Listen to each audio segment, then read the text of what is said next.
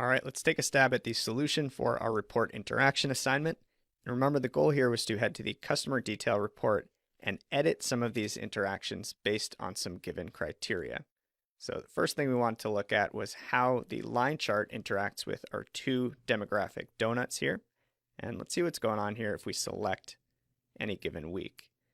Well, what we get is this kind of weird highlight effect where this tiny, tiny sliver of the donut is highlighted. And that's pretty much meaningless, right? We can't decipher what that even means. So in a case like this, I think it certainly makes sense to update the interaction for both of these donuts to filter instead of highlight. So to do that, we've got our line chart selected. Let's head to the Format tab, activate the Edit Interactions mode, and just change the two highlight modes to filter. There we go. And now when we select different time periods on the chart, we see the entire donuts refilter, which in my opinion is much, much more clear.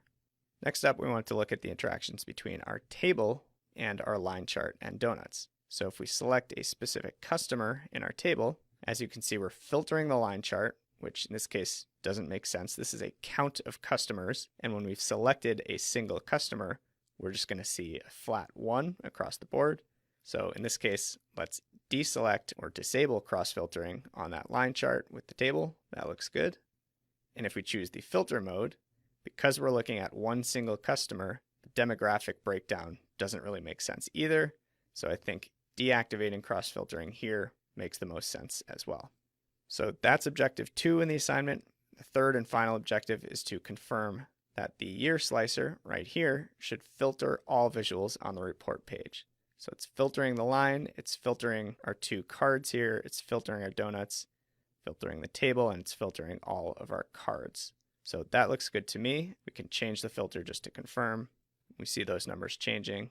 So let's go ahead and deactivate our edit mode, deselect our visual.